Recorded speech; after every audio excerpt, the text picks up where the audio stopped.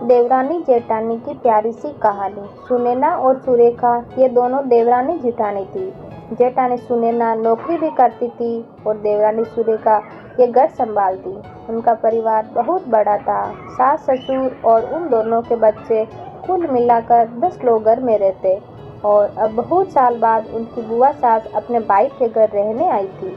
सुबह उठने के बाद बुआ सास ने देखा कि सुनैना फटाफट अपने काम कर रही थी और सुरेखा ने नाश्ता बनाया और वे नाश्ता सुनैना ने सबको परोसा। उसके बाद सुनैना ने अपना टिफिन पैक किया और वे काम पर निकल गई। सुरेखा ने वापस दोपहर का खाना तैयार किया और थोड़ा वक्त अपनी सास और बुआ सास के साथ बैठी रही। बुआ सास से रहा नहीं गया। उन्होंने सुरेखा को पूछा, छोटी बहू, तुम्हारी जेठानी तुम पर बहुत हुक्म चलाती है। सुबह से देख रही हूँ रसोई घर में अकेली ही काम करती हो और वे महारानी दिखावा करने के लिए नाश्ता परोस रही थी, जैसे कि उसी ने ही नाश्ता बनाया हो। यह सुनने के बाद सुरेखा ने बुआ सास की तरफ देखा और बोली, बुआ सास जी, ऐसा कुछ नहीं है, सुनैना दीदी बहुत अच्छी है।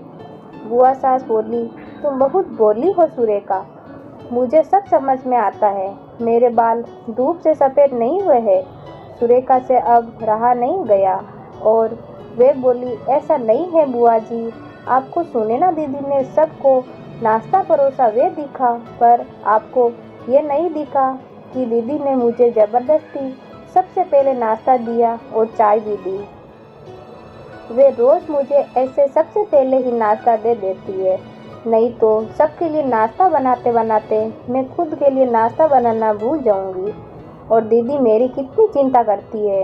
दीदी सुबह जल्दी उठकर मंदिर साफ करती है, फूल सजा कर रखती है और मुझे उनके 1 घंटे बाद उठने के लिए कहती है और शाम को आते समय बाजार से सब्जी भी लेकर आती है, क्योंकि हमारे मिस्टर रात को देर से आते हैं और मम्मी जी को सुनैना दीदी ने बाजार में जाने को मना किया है, क्योंकि अब उसकी उम्र 60 साल से ज़्यादा हो गई है। बाजार में जाते समय उनको तकलीफ होगी, उनके पैर बहुत दुखेंगे। कभी उनको बाहर घूमने का मन हुआ तो सुनैना दीदी छुट्टी लेकर उनको घुमाने ले जाती है। और हाँ बुआ जी, दीदी रोज़ शाम को आने के बाद वे कितनी भी थकी हो तब भी मुझे खाना बनाने में मदद करवाती है। वे मेरी बड़ी जेठानी ज़रूर है, पर मुझे अपनी छोटी बहन ही समझती है और मैं उनको अपनी बड़ी बहन ही समझती हूँ। ये सुनकर बुआ सास एकदम चुप हो गई। उनकी चुगली सुरेखा के आगे नहीं टिक पाई। शाम को सुनैना सब्जी की थैली सुरेखा के पास देते हुए बोली, सब्जी के साथ तुम्हारे मनपसंद लेखक की किताब भी उसमें है। ये सुनकर सुरेखा खुश हो गई। सुनैना को थैंक यू बोलकर सब्जी की थैली किचन में रखकर वे अपने रूम में चली गई।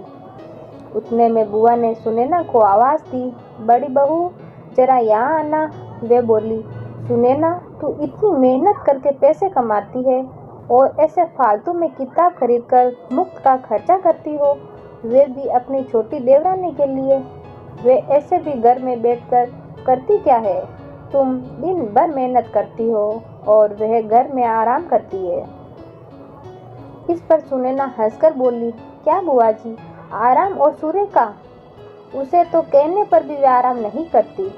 सुबह उठकर बेचारी काम करती रहती है। सबका मनपसंद खाना, मेरे और उसके मिलकर 4 बच्चों का टिफिन, सब वही तो करती है और तब भी उसके चेहरे पर हमेशा आनंद दिखता है। सुबह की चाय पीने के लिए उसके पास वक्त नहीं रहता। दोपहर को जब बच्चे घर आते हैं तो उसका खाना, होमवर्क सब वही देखती है। इसीलिए मुझे बच्चों का टेंशन नहीं है और इसीलिए मैं ऑफिस में मन लगाकर काम कर पाती हूँ। कुछ दिन पहले ही मुझे प्रमोशन मिला है। इसके अलावा मम्मी जी और पापा जी की दवाइयाँ कभी ख़त्म हो गई और कभी लाने की हो तो वही ध्यान में रखती है। घर में कोई मेहमान आए तो उनकी मेहमान नवाजी भी वो ही करती है। बुआ जी, घर और बच्चे संभालना छोटी बात नहीं है। इतना सब सुनकर बुआ जी की तो बोलती ही बंद हो गई। सुनैना कभी कोई शिकायत नहीं करती और वह सब काम कर लेती है। वे सिर्फ पढ़ना पसंद करती है। फिर मेरी छोटी बहन के लिए इतना नहीं कर सकती? मैं नहीं करूँगी तो फिर कौन करेगा? इतना बोलकर सुनैना अपने रूम में चली गई। ये सारी बातें सुनैना की सास पीछे खड़े होकर सुन रही थी। वे बुआ के पास आई और बोली, जीजी, ये दोनों देवरानी जेठानी जरूर है, लेकिन उनका रिश्ता तो सगी बहनों से ज़्यादा पक्का है। मेरे घर की मजबूत दीवारें हैं ये दोनों। पहले मैं भी एक बुरी सास थी, हमेशा इन दोनों में झगड़ा कराने का प्रयास करती थी, पर ये दोनों के प्यार के आगे मैं भी हार गई। वैसे भी झगड़ा लगाकर नुकसान तो हमारा ही घर का होगा ना। पर यह बात बुआ को समझ में नहीं आई। रुदन करते हुए कमरे से बाहर चली गई, क्योंकि उन दोनों में झगड़ा लगाने के लिए ही वे आई थी। पर सुनैना और सुरेखा, इनके जैसी दो समझदार देवरानी जेठानी के बीच झगड़ा कराना बहुत मुश्किल था। शिक्षा तो दोस्तों, सुनैना और सुरेखा, इनकी जैसे समझदार देवरानी जेठानी जिस घर में होंगे उस घर का कोई बुरा नहीं कर सकता। जिस घर में ऐसी बहुएं होगी वे घर स्वर्ग बन जाता है। दोस्तों, देवरानी और जेठानी की सुंदर पारिवारिक कहानी आपको कैसी लगी? कमेंट बॉक्स में लिखकर ज़रूर बताइए।